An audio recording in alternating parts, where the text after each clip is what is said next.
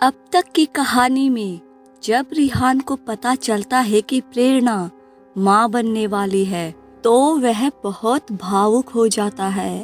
प्रेरणा भी उसके साथ दिव्य लोक जाने की जिद करती है, जिस पर दोनों के बीच काफी लड़ाई होती है। रिहान नहीं मान रहा होता है, लेकिन रुद्र उसे मना लेता है कि हम प्रेरणा को वहाँ किसी गुप्त स्थान में छिपा लेंगे। रात को कठोर तंत्र साधना शुरू होती है और हवन कुंड में से दो आकृतियां निकलकर नृत्य करने लगती हैं।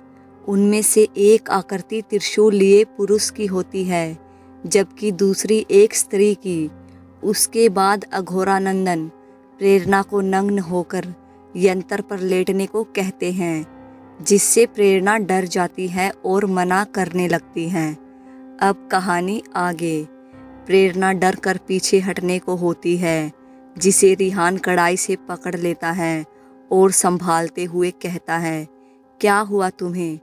तुम इतनी घबरा क्यों रही हो? प्रेरणा रोते हुए कहती है कि तुम 3 मर्दों के सामने मैं बिना कपड़ों के कैसे लेट सकती हूँ, और यदि इस तंत्र साधना में मेरे बच्चे को कुछ हो गया तो?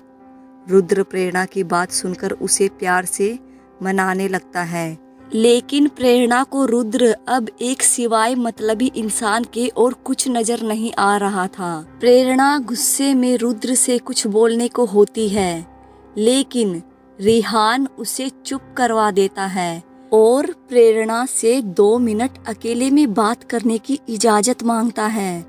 अघोरानंदन अनुमति तो दे देते हैं, लेकिन साफ कह देते हैं कि यदि वह नहीं मानी तो हमें यह साधना यही रोकनी होगी, क्योंकि यह उसके बिना कभी संभव नहीं है। रिहान प्रेरणा को लेकर वहां से बाहर चला आता है और हॉल में लगे सोफे पे आराम से बैठकर समझाना चाहता है, लेकिन प्रेरणा तो जैसे कुछ सुनना ही नहीं चाहती थी। रिहान उसे अपनी गोद में उठा लेता है और बड़े सोफे में बैठ जाता है। प्रेरणा का डर एक पल में गायब हो जाता है और वह शर्म से अपने आप को छुड़ाने के लिए हाथ पैर मारने लगती है, लेकिन रिहान उसे बहुत मजबूती से अपनी बाहों में जकड़ लेता है और किस करके समझाता है, क्या हुआ? तुम इतना घबरा क्यों रही हो? मुझ पर यकीन रखो, सब ठीक होगा। प्रेरणा नहीं मानती। फिर रिहान अपना ब्रह्मास्त्र फेंकते हुए कहता है, मतलब मैंने तुम्हारे लिए तुमसे शादी की ताकि तुम उस श्राप से आज़ाद हो सको, और अब जब मुझे तुम्हारी मदद की ज़रूरत है तो तुम मुझे पीठ दिखा रही हो। क्या यह बात सही है? प्रेरणा कुछ याद करते हुए अपने आंसू पोंछते हुए बोली, हाँ, तुम्हारे बहुत एहसान है मुझ पर। मैं कुछ पल के लिए भूल गई थी। चलो उतारती हूँ अपने कपड़े। यह कहकर प्रेरणा कुछ गुस्से में रिहान की गोद से उतर गई और तेज कदमों से तहखाने की ओर बढ़ने लगी। रिहान जल्दी से उसके पीछे भागा और उसे अपनी बाहों में भरकर उसकी गर्दन को किस करते हुए प्यार से बोला, मुझे माफ़ कर दो, मुझे ऐसा नहीं करना चाहिए था। I love you. प्रेरणा उसे धक्का मारते हुए आगे बढ़ गई और सीधे आकर उस यंत्र को घूरने लगी जिस पर उसे नग्न लेटना था। उसने एक नज़र रुद्र और बाबा को देखा जो उसे ही घूरे जा रहे थे। प्रेरणा अपने आंसू पोंछते हुए बोली, अगर आप लोग ऐसे ही मुझे घूरते रहोगे तो मैं अपने कपड़े कैसे उतारूंगी? यह सुनकर रुद्र और बाबा कुछ लज्जित हुए और नीचे देखने लगे। उनका इरादा बिल्कुल भी वैसा नहीं था जैसा समझकर प्रेरणा ने उन पर तीक्ष्ण ताना मारा था।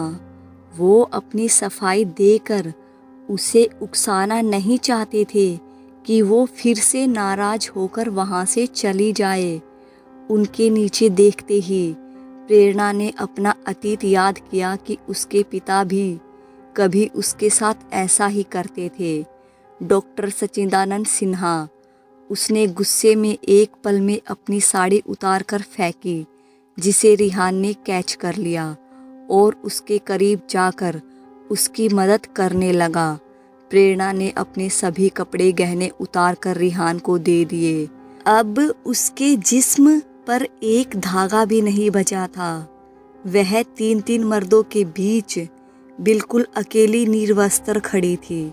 रिहान ने उसके सभी कपड़े ले जाकर एक कुर्सी पर रख दिए और अपने आसन पर बैठ गया। प्रेरणा कुछ याद करती हुई जल्दी से उस यंत्र पर पेट के बल लेट गई। उसने बिल्कुल वैसा ही किया जैसा अघोरानंदन जी ने उससे कहा था। उसके बाद अघोरानंदन जी उठे और अपने हाथ में कुछ चावल लेकर मंत्र बुदबुदाने लगे। उसके बाद उन्होंने वह चावल उस भेड़िए के ऊपर छिड़क दिए, जिससे वह एकदम शांत हो गया। बाबा ने उसके पिंजरे का द्वार खोल दिया, जिससे वह आज़ाद हो गया।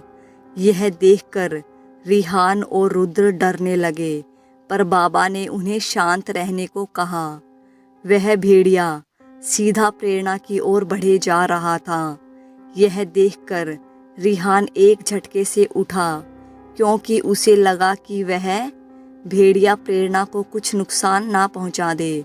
रुद्र ने उसे बड़ी मुश्किल से काबू में किया और वापस बैठाया।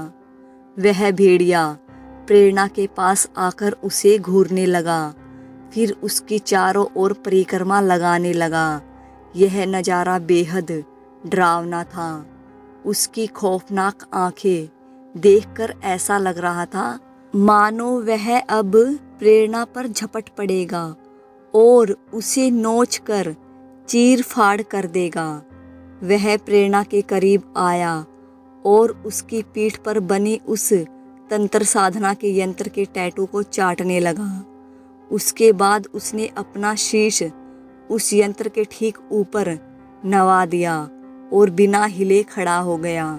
अघोरानंदन अपने हाथ में एक तेज कटार लेकर उसकी ओर बढ़ने लगे।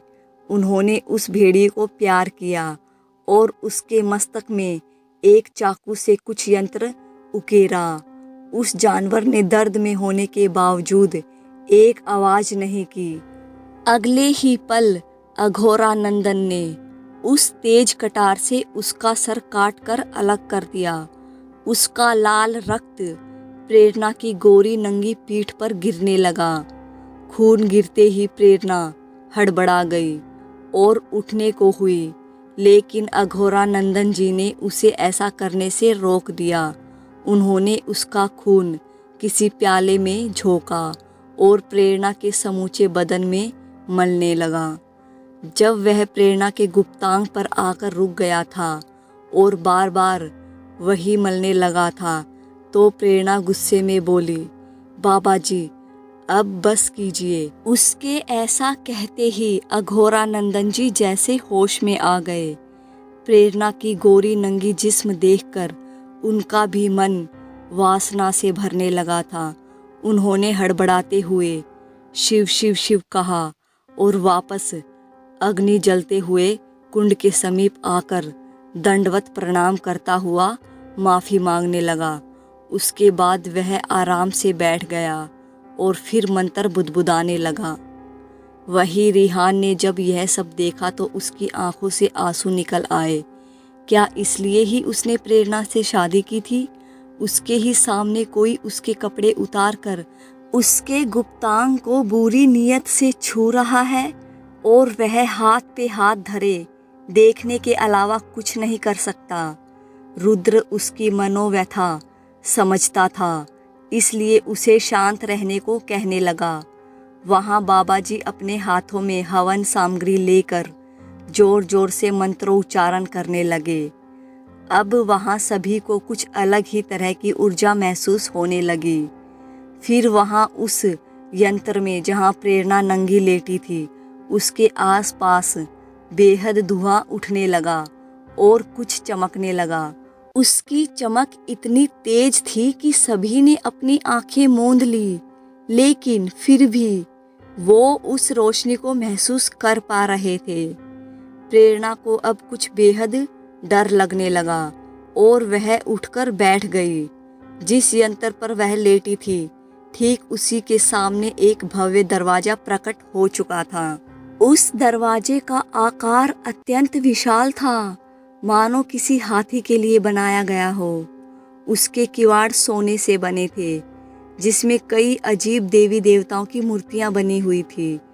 उसके मुठ में हीरे जड़े थे और उस दरवाजे के पीछे से बेहद प्रकाश आ रहा था, मानो उसके पीछे सूर्य छिपा बैठा हो। उस दरवाजे की खूबसूरती को प्रेरणा एकटक घूरे जा रही थी। ऐसा अनोखा दरवाजा उसने कभी अपने ख्वाब में भी नहीं देखा था। उस दिन उस कॉफी हाउस में जब रुद्र ने उसे रिहान की कहानी सुनाई थी तो उसे जरा भी यकीन नहीं हो रहा था कि ऐसा भी कोई दरवाजा हो सकता है। शादी के बाद भी प्रेरणा को यकीन नहीं था कि वो दोनों जो चाहते हैं वो होगा, लेकिन अभी तो उसके सामने वह दिव्य दरवाजा खड़ा था। प्रेरणा के कहने पर सभी ने अपनी अपनी आंखें खोली और उस दरवाजे को घूरने लगे। उस दरवाजे के दोनों किवाड़ बंद थे। तो दोस्तों, दिव्य लोक की यात्रा अब इस कहानी में शुरू होने वाली है। इस कहानी का आगे सुनने के लिए मेरे साथ बने रहिएगा और इस चैनल को सब्सक्राइब करें। अगर कहानी अच्छी लगी हो तो प्लीज़ वीडियो को लाइक करें, पॉसिबल हो तो इस कहानी को ज़्यादा से ज़्यादा शेयर करें। धन्यवाद।